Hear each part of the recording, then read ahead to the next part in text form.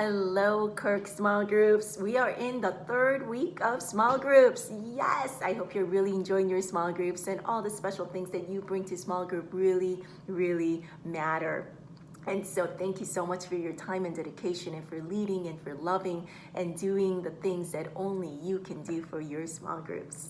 So this Sunday, October 27th, is our Reformation Sunday. And in honor of our Reformation Sunday, we have Dr. Martin Luther King Jr. classes going on at 10:30 in St. Andrew's Room and at 12:15 in Heritage Hall. Our Pastor Fernando, our very own, very well-renowned Pastor Fernando, will be teaching classes on Dr. King. And so please join us at one of those sessions. It's also Pledge Week. Yay! And so it's Pledge Sunday. If you have not pledged yet for 2020, you will have a chance to do that this Sunday. It's going to be so exciting, and we're looking forward to having you in worship with us. And so this Sunday, our scripture reading comes from Luke chapter 12, verses 13 to 21.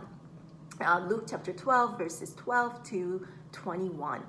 And so a little bit about the Gospel of Luke before we delve into the passage. From Luke's theological perspective, being rich is not a good thing. Riches, having wealth, possessions, and high economic status are never neutral. They're inherently negative. And in Luke's world, people become rich on the backs of the poor, and people use riches to enhance their own status. In Luke's world, if the rich get richer, then the poor get poorer. And so there is this disparity of wealth that you see throughout Luke that is very much condemned. And you see that even from the very first chapter, as Mary bursts into a song, the Magnificat, in the very first chapter, which reveals God's negative toward the rich and the proud. It says, He has performed mighty deeds with His arm. He has scattered those who are proud in their inmost thoughts. He has brought down rulers from their thrones, but has lifted up the humble. He has filled the hungry with good things, but sent the rich away empty, right? And so from the very beginning of, you just know that this gospel is very much concerned about the economic disparity that exists in the first century of Luke's time.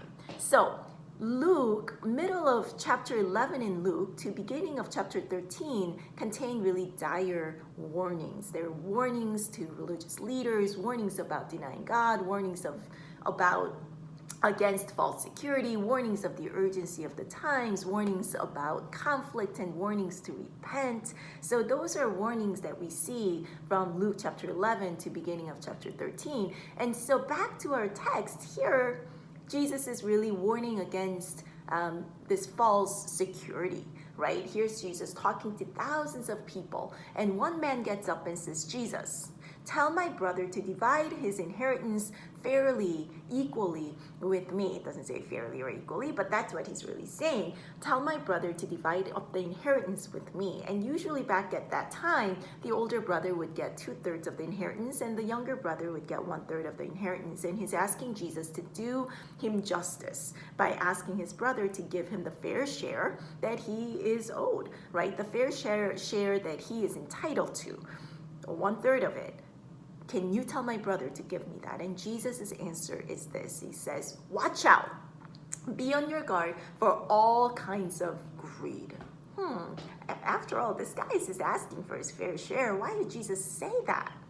And I wonder how many different kinds of greed there are. Here's a man who is focused on the money he does not have. Maybe that's one kind of greed, being focused on the money that he does not have. One kind of greed. And then Jesus tells the story of the rich fool who is obviously focusing on the money that he does have. Maybe that's the other kind of greed.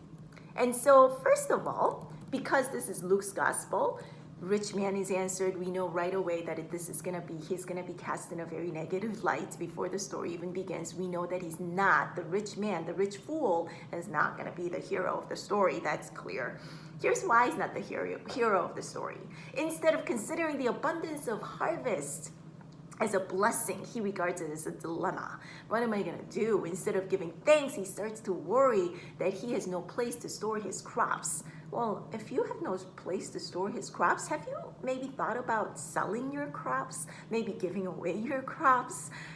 Why are you holding on to all the crops that you have harvested? Him wanting to build a bigger barn is indicative of his sense of insecurity. I need to hold on to as much as possible. And that's why this is warning against false security. He focuses on security. His focus on security makes him rich, but at the same time makes him a fool. His focus on security, his focus on his wealth makes him rich, but at the same time makes him a fool. Now, you might ask, how is this different from the story of Joseph in Genesis 41 and when he instructs Pharaoh that they should save up during fat years for the lean years? And this practically saves Egypt at the time, right? A very wise counsel by Joseph. So how is this different from that story? Well, I have an inkling, but I won't go into it. Maybe this is something that you can talk about in your small groups if you think it's a worthwhile discussion. Now, immediately following this story is Jesus going into this teaching about, look at the birds in the sky and the lilies in the field. They don't have anything and yet they worry about nothing. They have full security even though they have nothing, and they have full trust in God and the world that God has created. And so what a contrast between this rich fool who is so focused on his security and he has everything and yet still feels like he needs to hold on to as much as he can, whereas you see the birds in the sky and the lilies in the field that don't have to worry about anything. And so this warning against false security really, it gets extended into even after the passage that's at hand. And then I think it's also interesting the parallel that you might find with Martha and Mary's story in chapter 10 of Luke, just 2 chapters before this passage.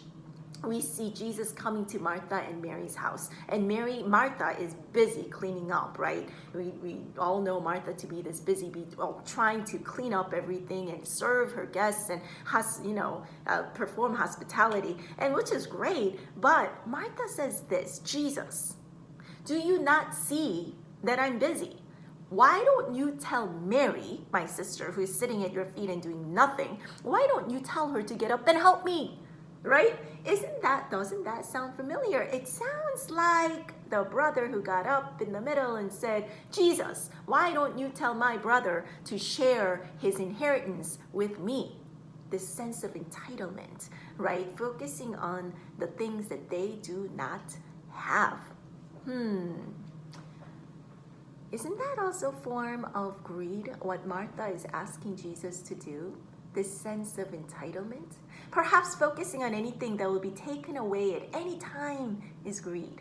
And there are many forms of that greed. Greed regarding money, time, work, etc. What are you focused on? What about focusing on relationships? Isn't that what Jesus is saying? Mary has chosen what is better and will never be taken away from her. Her relationship with Jesus, that's what secures us and grounds us in life.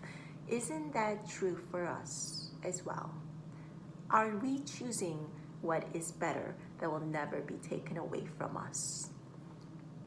Or are we greedy for the things that we don't have and for the things that we do have? So, when we come to the last phrase in our passage, that's when we really start to think about, well, what does this mean? It says, this is how it will be with anyone who stores up things for himself but is not rich toward God. Rich toward God. What does that mean? Rich toward God. Well, there's something that you can definitely talk about in your small groups. What does it mean to be rich toward God? I hope you figure it out. And when you do, come and tell me all about it. All right, have a great small group. Peace out.